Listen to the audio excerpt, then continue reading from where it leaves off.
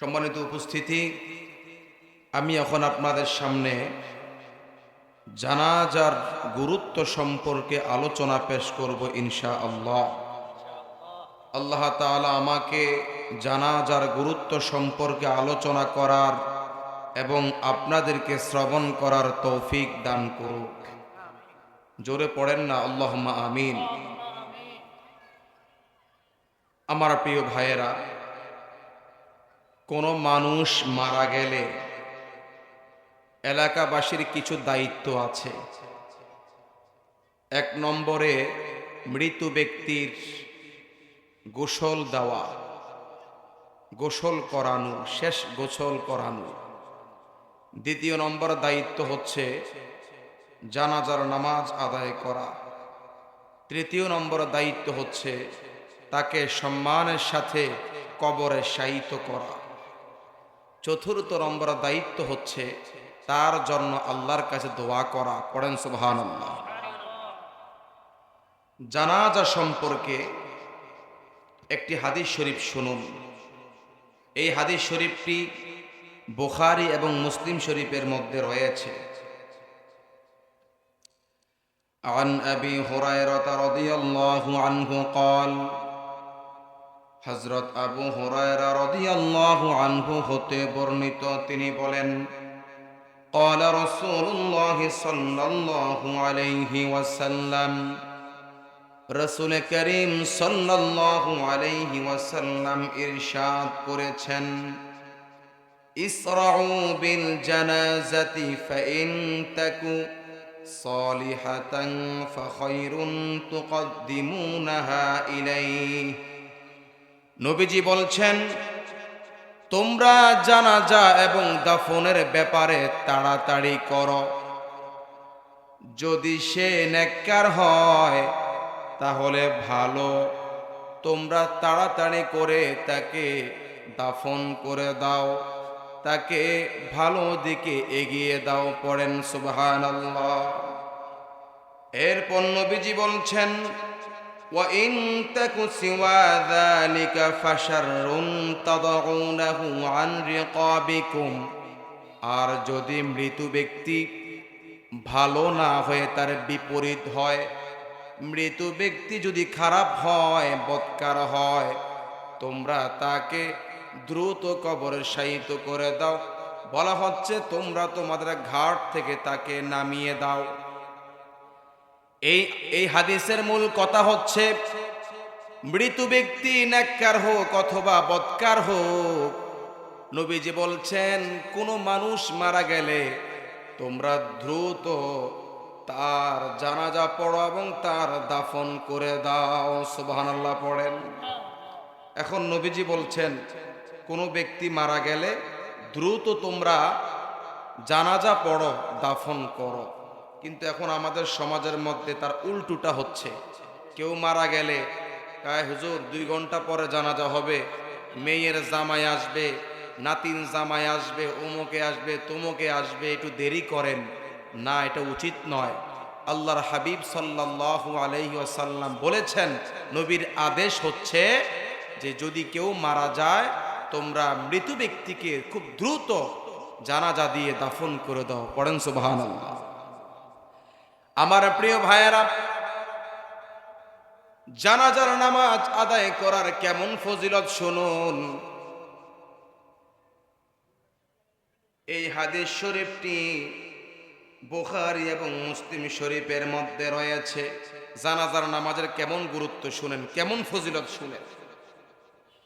এই হাদিস শরীফটি আল্লাহর নবী সাহাবী হযরত আবু হুরায়রা রাদিয়াল্লাহু আনহু হতে বর্ণিত, তিনি বলেন, রাসূল করিম সাল্লাল্লাহু আলাইহি ওয়াসাল্লাম ইরশাদ করেছেন, যে ব্যক্তি ঈমানের সাথে সওয়াবের নিয়তে, ঈমানের সাথে সওয়াবের নিয়তে কোন ব্যক্তির জানাজার নামাজ আদায় করে এবং তাকে দাফন করে, আল্লাহ পাক তার আমল নামার মধ্যে 2 কিরাত পরিমাণ সওয়াব দান করে। কয় কিরাত পরিমাণ? একটু ভালো করে বুঝেন। আল্লাহর হাবিব বলেছেন, যে ব্যক্তি কোন মুসলমান ভাইয়ের মৃত্যুর পরে জানাজার নামাজ আদায় করে, জানাজার নামাজ আদায় করার পরে এবং তাকে দাফন করে, জানাজাও পড়ে এবং দাফনও করে, আল্লাহ পাক ওই ব্যক্তির আমল নামার মধ্যে 2 কিরাত পরিমাণ সওয়াব দান করে। 2 কিরাত মানে হচ্ছে 2 উহুদ পরিমাণ সওয়াব দান করে। 2টো উহুদ পাহাড় যতটুকু হবে, আল্লাহ পাক ওই ব্যক্তির আমল নামার মধ্যে 2 উহুদ পরিমাণ সওয়াব দান করে। আর যে ব্যক্তি জানাজার নামাজ আদায় করলো কিন্তু দাফন করলো না, নবীজি বলছে আল্লাহ পাক তার আমল নামার মধ্যে 1 কিরাত পরিমাণ সওয়াব দান করবে, অর্থাৎ 1 উহুদ পরিমাণ সওয়াব দান করবে। অর্থাৎ কোনো মানুষ মারা গেলে যদি আমরা ওই মৃত ব্যক্তির জানাজার নামাজ পড়ি এবং তাকে কবরে আমরা শায়িত করি, দাফন করি, আল্লাহ পাক আমাদের আমল নামার মধ্যে 2 উহুদ পরিমাণ সওয়াব দান করবে। পড়বেন না সুবহানাল্লাহ? এবং যদি আমরা জানাজা পড়ি, দাফন না করি, তাহলে 1 কিরাত পরিমাণ অর্থাৎ 1 উহুদ পাহাড় পরিমাণ সওয়াব দিবে আল্লাহ পাক। এখন বুঝেন, যদি আপনি জানাজার নামাজও পড়েন এবং দাফনও করেন, আল্লাহ আপনাকে কয় কিরাত পরিমাণ সওয়াব দান করবে? 2 কিরাত, মানে হচ্ছে 2 উহুদ পাহাড় পরিমাণ সওয়াব দান করবে। আল্লাহু আকবার। আমার প্রিয় ভাইয়ারা, ওই কঠিন কিয়ামতের মাঠে মানুষ একটি নেকির জন্য ছুটাছুটি করবে। বাবার কাছে যাবে, মায়ের কাছে যাবে, বোনের কাছে যাবে, ভাইয়ের কাছে যাবে, নেতার কাছে যাবে, বন্ধুর কাছে যাবে একটি নেকির জন্য।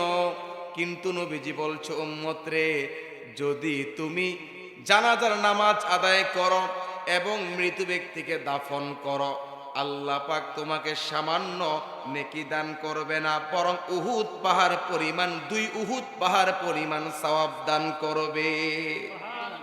একটু বুঝেন, এখন আমাদের সমাজের মধ্যে মানুষ জানাজা পড়ে দৌড় দেয়, দাফন করতে যায় না, কবরস্থানও যায় না। আহা, ওই কঠিন কিয়ামতের মাঠে একটি নেকির জন্য পাগল হয়ে যাবেন, ছুটাছুটি করবেন। হ্যাঁ, যদি আপনি দুনিয়ার মধ্যে এইভাবে জানাজার নামাজ পড়েন, দাফন করেন, আপনার আমল নামার মধ্যে আল্লাহ পাক 2 উহুদ পাহাড় পরিমাণ সওয়াব দান করবে। প্রিয় মুসলমান ভাইয়ারা, জানাজার কেমন গুরুত্ব শুনুন। আল্লাহর নবী সাহাবী হযরত আলী ইবনে আবি তালেব রাদিয়াল্লাহু আনহু থেকে হাদিস, নবীজি বলছেন, একজন মুসলমানের উপর অপর একজন মুসলমানের 6টি দায়িত্ব আছে। কয়টি দায়িত্ব? 6টি দায়িত্ব। এই 6টি দায়িত্বের মধ্যে একটি দায়িত্ব হচ্ছে কোন মুসলমান ভাই মারা গেলে তার জানাজার নামাজে অংশগ্রহণ করা।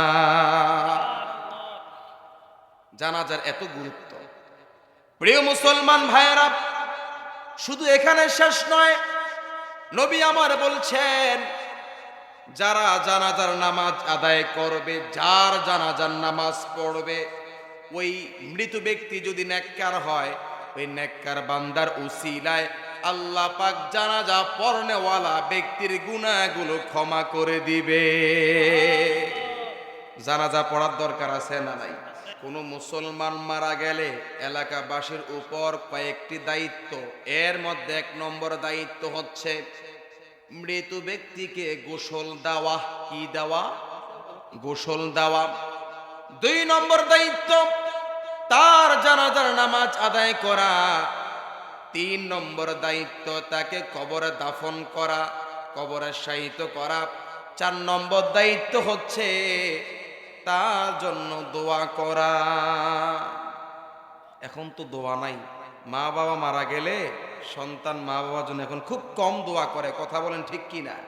ছেলের নাই নামাজ, নাই রোজা, নাই হজ, নাই যাকাত, টানে সিগারেট, পান করে মদ, দেয় গালি, বলে মিথ্যা কথা, মা বাবার জন্য কি দোয়া করবে?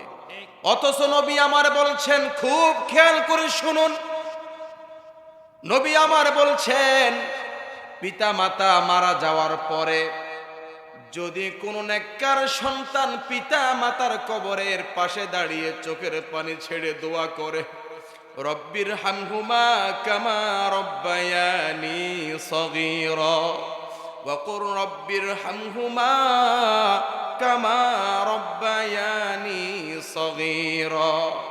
নবীজি আমার বলছেন, পিতা মাতার মৃত্যুর পরে যদি কোনো নেককার সন্তান পিতা মাতার কবরের পাশে দাঁড়িয়ে এই দোয়া পড়ে, চোখের পানি ছেড়ে আল্লাহর কাছে কাঁদে আর বলে, আল্লাহ আমার মায়ের জীবনের গুনাহগুলো মাফ করে দেন, আমার বাবার জীবনের গুনাহগুলো মাফ করে দেন।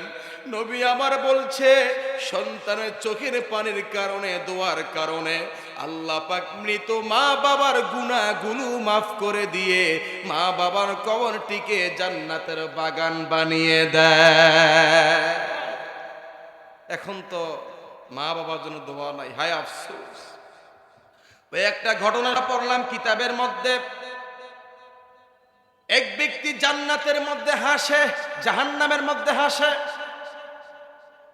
আল্লাহ পাক বললেন, বান্দারে তুমি জাহান্নামের মধ্যে কেন হাসো? জাহান্নাম তো হাসার জায়গা না, কাদার জায়গা। কথা বলুন ঠিক কিনা? বান্দারে তুমি জাহান্নামের মধ্যে হাসো কেন? এত শাস্তির পরেও কেন হাসো? একটু খেয়াল করে শুনুন, শেষ করে দিচ্ছি। লোকটি বলছে, রব্বুল আলামিন, আমি দুনিয়ার মধ্যে নামাজ পড়ি নাই, রোজা রাখি নাই, হজ করি নাই, যাকাত দেই নাই, আপনার বিধানগুলো আমি মেনে চলি নাই, এই জন্য আমি জাহান্নামে এসেছি।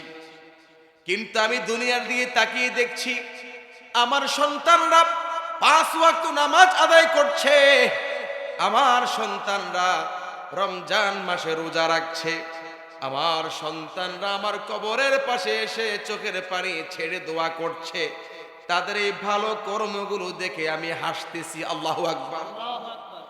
আল্লাহ বলছে, বান্দারে আমি তোমাকে জাহান্নাম দিলাম, কিন্তু যেহেতু তোমার সন্তানেরা দুনিয়ার মধ্যে ভালো ভালো কর্ম করছে, তোমার জন্য দোয়া করছে, আমি আল্লাহ পাক তাদের দোয়ার কারণে তোমাকে জান্নাতের মেহমান বানিয়ে দিলাম।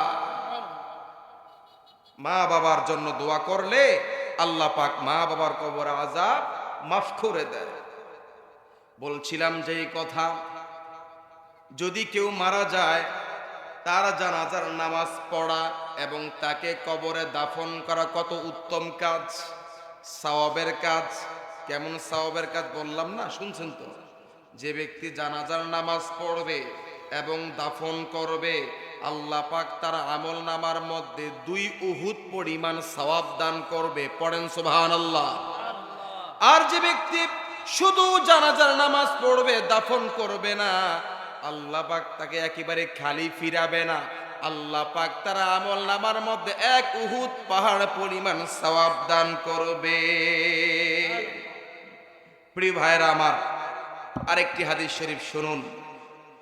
আমাদের দেশের মধ্যে কিছু মানুষ বলে যে জানাজার পরে মুনাজাত জায়েজ নেই, বলে কি না?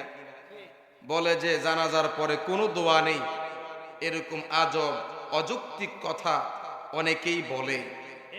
এখন আমরা হাদিস শরীফ থেকে জানবো যে জানাজার পরে দোয়া করা আসলে জায়েজ আছে কি না, এটি কি জায়েজ নাকি না জায়েজ, আমরা এখন সরাসরি হাদিস শরীফ থেকে জানবো। আল্লাহু আকবার বলে। এই হাদিস শরীফটি, আল্লাহু আকবার, এটি বুখারী শরীফের মধ্যে রয়েছে। বুখারী শরীফে যত হাদিস আছে সমস্ত হাদিস সহিহ, এতে কোনো সন্দেহ নেই। আমি এখন যে হাদিসটি জানাজার পরে দোয়া করা যে জায়েজ, আমি প্রমাণ করব যে হাদিস দিয়ে। এই হাদিস শরীফটি বুখারী শরীফের মধ্যে রয়েছে এবং মেশকাত শরীফের মধ্যে রয়েছে। পড়েন আলহামদুলিল্লাহ। হাদিসটি শুনুন। আন আবি হুরায়রা রাদিয়াল্লাহু আনহু قال, হযরত আবু হুরায়রা রাদিয়াল্লাহু আনহু হাদিসটি বর্ণনা করেছেন। قال রাসূলুল্লাহ সাল্লাল্লাহু আলাইহি ওয়াসাল্লাম, রাসূল করিম সাল্লাল্লাহু আলাইহি ওয়াসাল্লাম ইরশাদ করেছেন, ইযা সাল্লাইতুম আলাল মাইয়িতি ফাআখলিসু লাহু দুআ। আল্লাহু আকবার বলেন। নবীজি বলছেন, তোমরা যখন কোনো মৃত ব্যক্তির জানাজার নামাজ আদায় করবে, তারপরে তোমরা তার জন্য খালেস ভাবে দোয়া করবে। তো মৃত ব্যক্তির জানাজার নামাজের পরে খালেস ভাবে দোয়া করার আদেশ নবীজি করেছে, পড়বেন না সুবহানাল্লাহ? তো এখন আমি যে হাদিসটি বলেছি, এই হাদিস শরীফটি বুখারীর হাদিস, মিশকাতের হাদিস। এখন যারা বলে যে জানাজার পরে দোয়া করা প্রয়োজন নেই, জায়েজ নেই, অবশ্যই তারা এই হাদিসকে অস্বীকার করছে। কথা বলুন ঠিক কি না? যারা নবীর হাদিস অস্বীকার করে এদেরকে মুসলমান বলা যাবে? মুসলমান বলা যাবে না। হায় আফসোস, কিসের মুসলমান যে নবীর হাদিসকে অস্বীকার করে? আমরা নবীকে ভালোবাসি, ঈমানকে টিকাতে চাই, পরকালে জান্নাত চাই, নবীর হাদিসকে বিশ্বাস করি। যে নবীর হাদিসকে বিশ্বাস করলো সে নবীকে মানলো, যে নবীকে মানলো সে আল্লাহকে মানলো, যে আল্লাহকে মানলো আল্লাহ পাক তাকে জান্নাতের মেহমান বানিয়ে দিবে। তো বলছিলাম যে এই কথা, জানাজার পরে মুনাজাত করা জায়েজ, এটি হাদিস দ্বারা প্রমাণিত। আলহামদুলিল্লাহ বলে।